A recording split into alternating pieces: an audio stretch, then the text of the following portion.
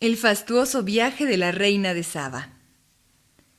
En cierta ocasión, sintió curiosidad por ir a visitar a Salomón, la famosa reina de Saba. Así, acompañada por un gran número de cortesanos al frente de una lujosa comitiva, se presentó ante el rey. Después de admirar el esplendor de la corte, los exquisitos manjares de la mesa, el templo que había construido Salomón, sus numerosos servidores y además la sabiduría del rey, le dijo: «Veo que es cierto lo que de ti se dice en mi país. Bendito sea Yahvé, tu Dios, que ha hecho el bien de ponerte en el trono de Israel». La reina de Saba, en recuerdo de su visita, ofreció 120 monedas de oro y una gran cantidad de perfumes y de piedras preciosas. Salomón, a su vez, entregó a la reina de Saba todo cuanto ella deseó y le pidió, y todos sus regalos fueron dignos de un gran rey. Con aquel oro que los barcos de la reina transportaron, hizo el rey Salomón 200 grandes escudos de oro macizo y un trono de marfil, con muchos adornos de tal grandeza y brillantez que hizo exclamar a los que contemplaban aquella maravilla: «No se ha hecho nada igual para ningún otro rey». Fue Salomón el más grande de todos los soberanos de la tierra por sus riquezas y sabiduría. Todos le llevaban presentes, objetos de plata y de oro, vestidos, aromas, caballos y mulos. El rey hizo que en Jerusalén abundara la plata como si fuera piedra. Sus árboles, los cedros, fueron tan numerosos como los sicomoros, aquellos otros árboles que tan abundantes son en el llano. Pero Salomón, con el paso del tiempo, amó a muchas extranjeras, desoyendo el mandato de Yahvé que había dicho a los hijos de Israel: «No os relacionéis con mujeres de otros pueblos, ni ellas con vosotros, porque es seguro que harán que vuestros corazones admiren a sus dioses». El profeta Elías. Había habido ya 3 años de sequía cuando el profeta Elías, por orden de Dios, se presentó ante Ahab. «¿Causas tú la desgracia de Israel?», le dijo el rey. «Tú y los de tu casa sois la verdadera ruina de Israel, pues os habéis apartado de los mandamientos del Señor. ¿No temes que pueda detenerte? Eso no haría caer de nuevo la lluvia, Ahab. ¿Qué es lo que debo hacer entonces? Reúne a los sacerdotes de Baal y al pueblo en el monte de Carmel». Reunió pues Ahab al pueblo y a los falsos profetas de Baal. Y Elías dijo que se prepararan 2 altares para hacer sacrificios. «Rogad a vuestro Dios para que haga bajar fuego del cielo y encienda la leña», dijo Elías a los sacerdotes de Baal. «Si lo hace, reconoceré como verdadero a vuestro Dios». Invocaron los falsos profetas a su Dios, pero nada ocurrió. «Gritad más fuerte», se burló de ellos Elías. «Tal vez vuestro Dios está un poco sordo, o a lo mejor distraído». Gritaron más fuerte, pero el fuego no bajó del cielo, hasta que tuvieron que darse por vencidos. Elías entonces se colocó ante el otro altar, rezó al Señor y dijo: «Yahvé, Dios de Abraham, que se sepa que tú eres el Dios de Israel y que todo esto lo hago por mandato suyo». Y acto seguido bajó fuego del cielo, prendiendo en la leña y en las piedras del altar. «¡Yahvé es el verdadero Dios!», exclamó la multitud, y el pueblo se burló de los sacerdotes de Baal, haciéndoles huir hacia el torrente. Y se cubrió el cielo de nubes y cayó una gran lluvia que puso fin a aquellos largos años de pobreza que había tenido que soportar el pueblo.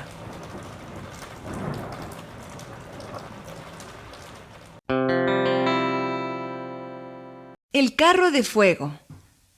Enterada la reina Jezabel por su esposo Ahab de lo que había ocurrido, amenazó de forma terrible al profeta, temiendo Elías por su vida, y para evitar que lo detuvieran por orden de la reina, huyó hacia el desierto. Un ángel enviado por Yahvé calmó su hambre y su sed con una torta cocida y una jarra de agua, diciéndole: «Levántate y come, porque te queda todavía mucho camino por hacer». Se puso pues en camino, pero al llegar al monte fue sorprendido por un terremoto y una gran tempestad, escuchando después la voz de Yahvé que le decía: «Vuelve por tu camino y nombra a Hazael como rey de Siria y a Jehú como rey de Israel, y como profeta y sucesor tuyo, elige a Eliseo». Elías bajó del monte dispuesto a cumplir lo ordenado por Yahvé, y viendo a Eliseo que araba un campo con una yunta de bueyes, puso su manto sobre él y le dijo: El Señor lo quiere, ven conmigo. Por aquellos tiempos, el malvado rey Ahab murió durante un combate contra los sirios al ser alcanzado en su carro por las armas de sus enemigos. Cumplida ya su misión, subió Elías a un monte desde donde fue llevado al cielo por un carro brillante como el fuego. Eliseo tomó el manto de Elías que éste había dejado caer y golpeó con él las aguas del Jordán que le cerraban el paso, diciendo: ¿Dónde está Yahvé, el Dios de Elías?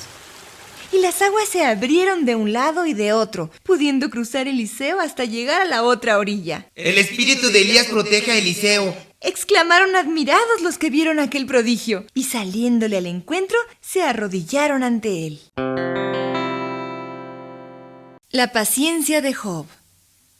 Había en tierra de Uz un varón llamado Job, hombre justo, temeroso de Dios y apartado del mal, que tenía grandes posesiones. No hay otro como él en la tierra. Dijo Yahvé a Satán: Vive apartado del mal y temeroso de la ley divina. Yo no lo creo así. Replicó Satán. Quítale su bienestar y sus riquezas y verás cómo te vuelve la espalda. Permitió Yahvé que Satán destruyera las cosechas y el ganado de Job, luego que sus hijos murieran entre los escombros de una casa que derrumbó el viento del desierto. Y dijo Yahvé a Satán: ¿Te has fijado en mi siervo Job? Aunque tú actuaste contra él, con mi permiso, para entristecerle, sigue apartado del mal y temeroso de Dios. Permitió el Señor a Satán que probara a Job con una enfermedad maligna y le cubriera el cuerpo de llagas. ¿Todavía sigues bendiciendo a Dios?, le preguntó a Job su esposa. ¿Por qué no, mujer? Respondió Job: ¿No hemos recibido de Dios todos los bienes? ¿Por qué no vamos a recibir también los males? Unos amigos visitaron a Job en el estercolero en que estaba acostado para hacerle compañía y consolarle. Por lo que comentaban, decían que los sufrimientos son siempre el castigo de un mal cometido. Estoy seguro de mi inocencia, Dijo Job. pero yo no puedo juzgar como si fuera un juez la voluntad divina. Yahvé, para premiar la fidelidad de su siervo, le devolvió la salud y aumentó hasta el doble todas las riquezas y bienes que antes tenía. Job fue padre de 14 hijos y 3 hijas, y vivió después de lo ocurrido 140 años, siendo muy feliz en su larga vida. Historia de Jonás y la ballena.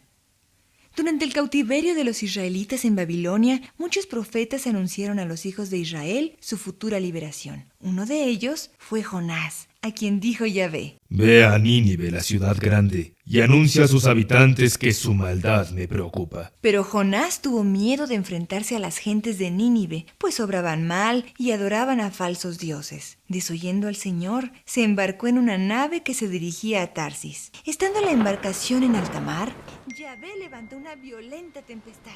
Los marineros, asustados al saber que Jonás iba huyendo de su Dios, le echaron la culpa de su desgracia. Arrojadme al mar, Dijo Jonás: y el mar se calmará, pues yo sé que esta gran tormenta ha estallado por mi culpa. Tienes razón, replicaron los marineros, que no muramos nosotros a causa de este hombre. y arrojaron al mar a Jonás, y el mar se calmó inmediatamente, tranquilizando su furia. Dispuso Dios que un gran pez se tragara a Jonás y que le retuviera en su vientre durante 3 días y 3 noches. Arrepentido Jonás de su cobardía, llamó a Yahvé lleno de angustia. Y Yahvé ordenó a la ballena que se acercara a la costa y que dejara al profeta en la playa, cosa que así hizo. Cumplió esta vez Jonás el mandato del Señor y se dirigió a Nínive, la ciudad pecadora e idólatra, para decir a sus habitantes: Arrepentíos de vuestras culpas, pues si no lo hacéis de aquí a 40 días, Nínive será destruida. Y las gentes de la ciudad creyeron en Dios e hicieron ayuno y penitencia y se vistieron modestamente desde el más grande al más pequeño. Un matrimonio muy anciano.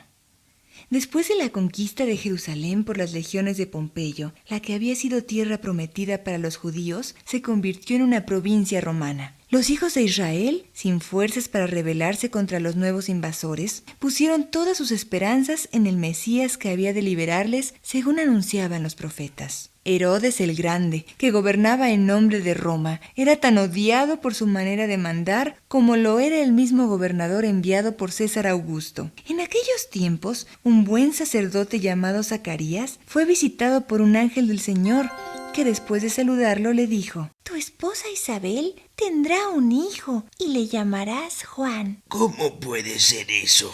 Se extrañó el anciano Zacarías. Mi mujer y yo somos ya muy viejos para tener hijos. Para Dios no hay nada imposible, respondió el ángel. En castigo por haber dudado, te quedarás mudo hasta el día que se cumpla lo que acabo de anunciarte. Zacarías e Isabel tuvieron el hijo anunciado por el enviado del Señor. Y el viejo sacerdote, como no podía hablar, escribió en una tablilla: Juan ha de ser su nombre. Zacarías recobró inmediatamente el habla, cumpliéndose así lo que había anunciado el ángel. Juan, el recién nacido, iba a tener la misión de preparar el camino del Mesías y de bautizar en las aguas del Jordán a los que creían en él. Fue por eso que, según el deseo del Señor, el hijo del anciano Zacarías y de Isabel, que era prima de María, fue llamado Juan el Bautista. Los 4 evangelistas.